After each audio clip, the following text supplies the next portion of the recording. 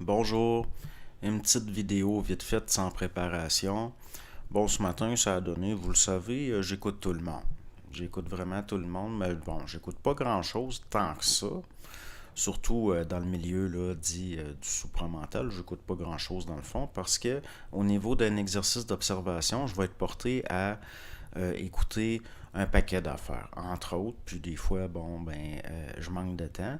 Puis ce matin, je suis allé voir Rav Ron Shaya. Rav Ron Shaya. Bon, puis là, cette espèce de persistance dans l'erreur, des fois, on sent une certaine mauvaise foi, surtout envers les chrétiens. Parce que vous savez, il y a une espèce d'esprit de. Hein, le christianisme est coupable jusqu'à la fin des temps. C'est du talmudisme, si on peut dire. Puis là, il nous ramène tout le temps, puis ça fait des siècles que ça dure, tout le temps les mêmes arguments. Tout le temps. Puis moi, je me considère pas comme quelqu'un de religieux du tout. Pourquoi? Parce que une chose sur laquelle on peut être d'accord, c'est qu'on est à la fin d'un cycle, donc ce que certains appellent la fin des temps, puis tout doit être dévoilé. Donc on va en parler. Qu'est-ce qui nous ramène le Rav Ron Shaya? La disputation de Barcelone au 13e siècle. Il y en a que, bon, quand je parle de l'hébreu, du phénicien, ces choses-là, ils ne trouvent pas ça intéressant. Donc, vous pouvez passer votre tour. Ça ne sera pas intéressant pour vous autres. Mais il reste que à un moment donné, il faut bien en parler, il faut bien dire faut dire quelque chose. Il faut dire quelque chose. Qu'est-ce qui est arrivé dans le temps? C'est qu'il y a eu une querelle par rapport. Vous savez, Bernard de Montréal parlait, des fois, il parlait souvent de Jésus de Nazareth en disant le Nazaréen. Pourquoi? Ben, c'est peut-être une spéculation de ma part, mais selon moi, c'est lié au fait que on a affaire à quelqu'un qui est né puis qui a fini par être dans la case de ce qu'on appelle les nazirs. Puis il y en a qui peuvent rétorquer que ben non, parce que dans les évangiles, le Christ boit du vin, preuve que c'est pas un nazir, puis blablabla. Il n'y a rien textuellement où il boit du vin. Quand il y a du vin, c'est tout le temps pour les autres. Tout le temps. Donc, textuellement, là, il y a ça dans Jean, puis il y a ça dans Matthieu, là, les affaires de vin. Mais textuellement, il n'est jamais dit que, à un moment donné, il dit je boirai plus de vin. Il me semble ça c'est dans Matthieu, je me rappelle plus par cœur là. Mais là, c'est parce qu'il est peut-être en train de devenir officiellement là, de cette casse-là des Nazirs. Puis c'est une des raisons pourquoi il est représenté les cheveux longs. Hein? Bon. Donc, bon, l'affaire, c'est pas des mystères. Moi, à mes yeux, il n'y en a pas de mystère. On arrive à un temps où il n'y en a plus de mystère, il n'y en aura pas parce que tout doit être dévoilé. Donc, l'affaire de la disputation de Barcelone. Vous avez Narnanide qui était un connaissant, un connaissant juif qui est allé se confronter à l'affaire. Ce qui arrive, c'est que maudit chat. Ce qui arrive, c'est dès que je fais une vidéo, hein, ce qui arrive, c'est que dès qu'il y a eu une querelle, OK? Il y a eu une querelle par rapport à la nature du Christ. Parce que pour les Juifs, l'ont tout le temps refusé comme quoi c'était pas le Mashiach, c'est pas le Messie. Puis il y a eu une querelle. Puis finalement, bon, ils ont fini par être chassés d'Espagne. Mais bon, il y a le roi de Navarre à un moment donné qui a, étant de bonne foi, qui a dit bon, on va faire un débat. Puis moi, j'ai jamais été fort sur les débats. Pourquoi? On voit ce que ça donne, hein? Chez nos amis européens, dans le fond, ça sert souvent à noyer le poisson, puis c'est exactement ce qui est arrivé. L'affaire, c'est que au niveau de ce que Rav Ronchaya dit, il dit Narnanide, il a ratatiné complètement au niveau du débat, il a complètement ratatiné les. Non, non, non, non, non. Non, non, non, ça c'est pas vrai. Bon, l'affaire qu'il faut comprendre, c'est que au niveau des lois de la matière, ici, on est dans un monde, c'est la binarité, c'est-à-dire la densification dans la matière, puis les lois euh, psychomagnétiques, entre autres, d'énergie, puis tout, font que ce qui vient, ce qu'on pourrait dire du très haut, est obligé d'agir par trois fois. par 3 fois.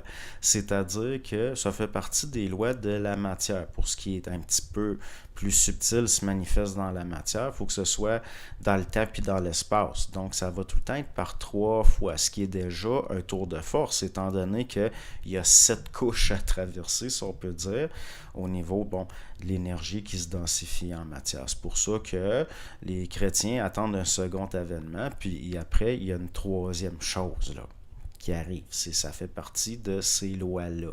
Parce que l'argument de Narnanide, c'est que, par exemple, parce que c'était des talmudistes, puis que c'est que ça n'a pas arrêté la guerre. Puis le Mashiach est supposé faire qu'il n'y a plus de guerre après. Bon, un instant, ça dépend ce qu'on entend par guerre. Puis, vous savez, dans notre monde, dans la matière, ça fait partie des lois de la matière. La première fois qu'il y a une venue, ça peut pas être en gloire, là. Ça va être en homme, puis après en gloire. Puis prenez, si vous devez ouvrir une porte, premièrement, il faut tourner la poignée ou lever le loquet, ensuite vous ouvrez la porte, puis ensuite vous traversez. Ça fait partie des lois de la matière.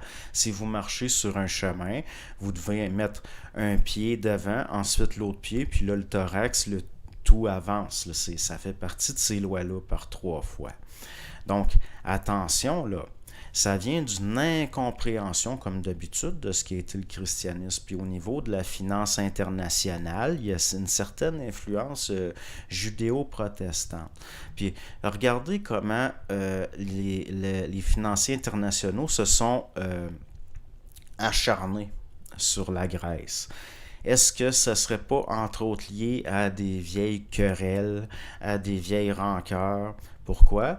Parce que, il y a aussi eu ce qu'on a appelé les helléno-chrétiens, puis la Grèce est très importante dans l'histoire de l'humanité occidentale. Puis, au niveau de ces lois-là, c'est, si on peut dire, par rapport au planétaire, c'est, si on peut dire, enregistré dans le ciel, c'est-à-dire un langage au-delà du langage, qu'on pourrait appeler l'archétypal. Donc, il y a des choses qui, d'une certaine façon, vont tout le temps afficher leur couleur, que les agents de ça en soient conscients ou pas.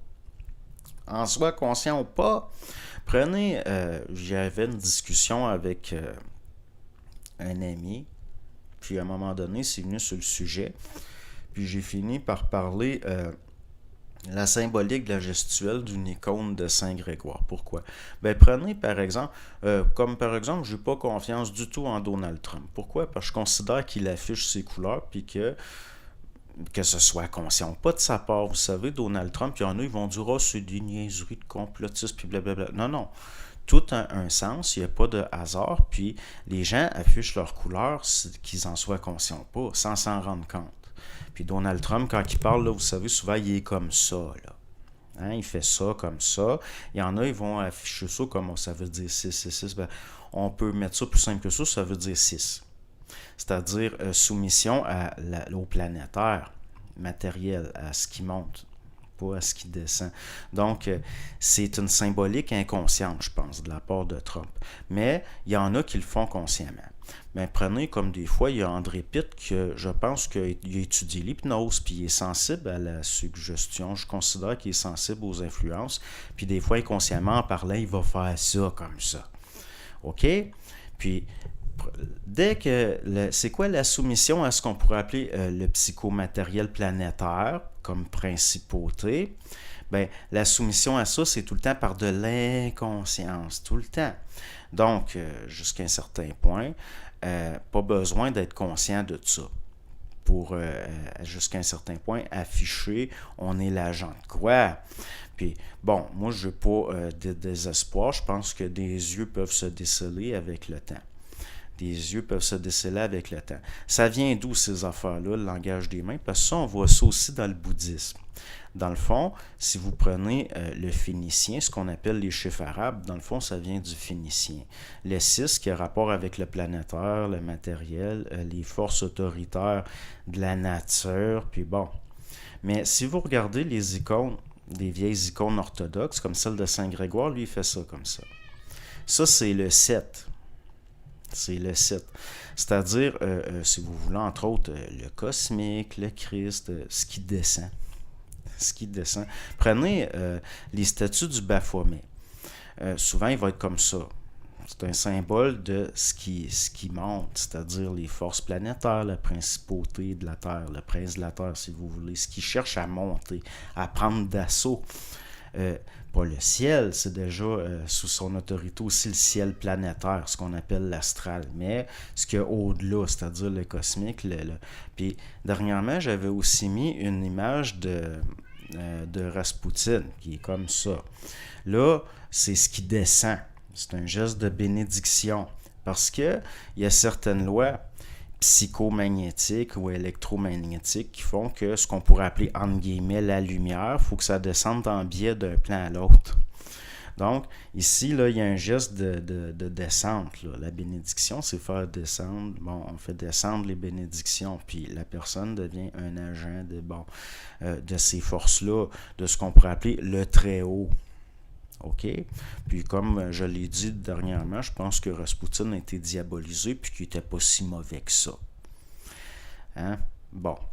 Là, je dis un saint homme, mais je ne vais pas jusqu'à dire un saint, là.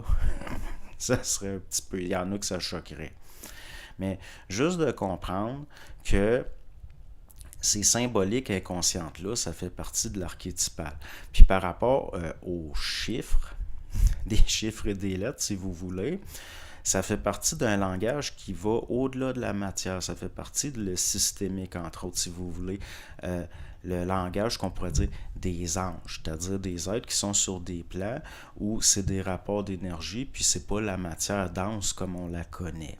Donc, inconsciemment, les gens vont s'exprimer, notamment au niveau du langage corporel, inconsciemment par rapport à certaines choses. Ils ne s'en rendent pas compte, mais on peut voir le niveau, si on peut dire fréquentiel, le fréquentiel.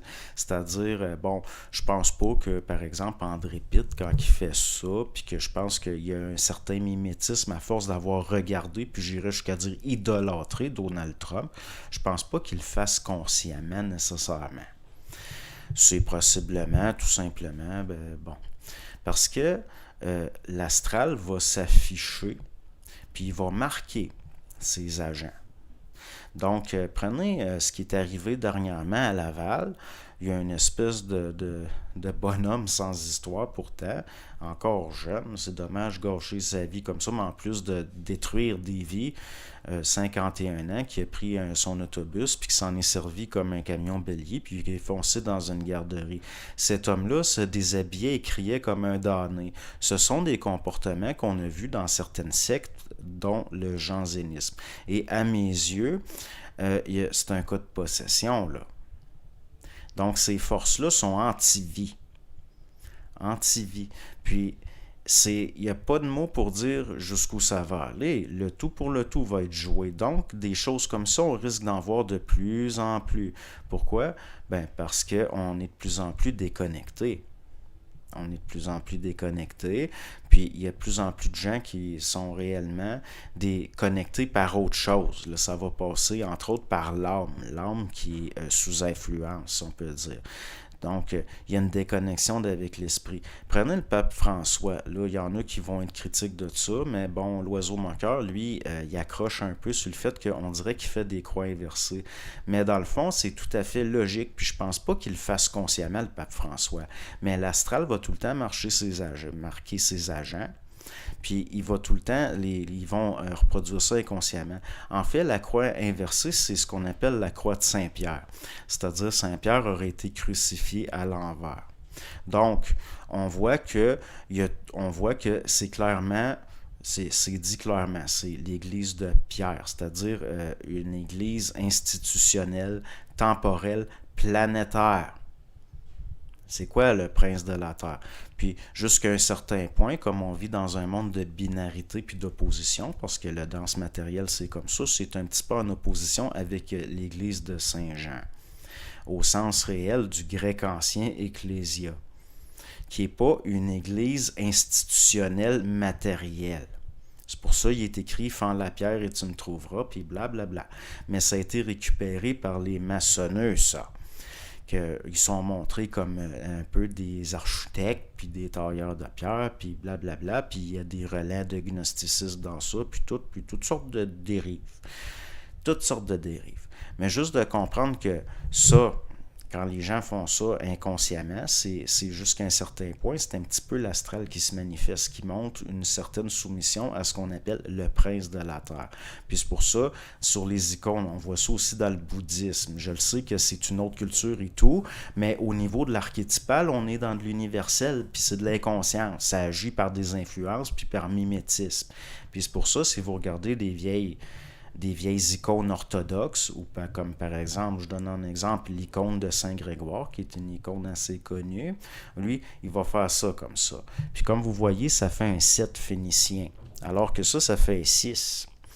Donc, il est question ici, on voit puis là, ça descend en biais, les lois de l'énergie, alors que là, ici, c'est emprisonné, puis ça tourne en rond. C'est évolutif.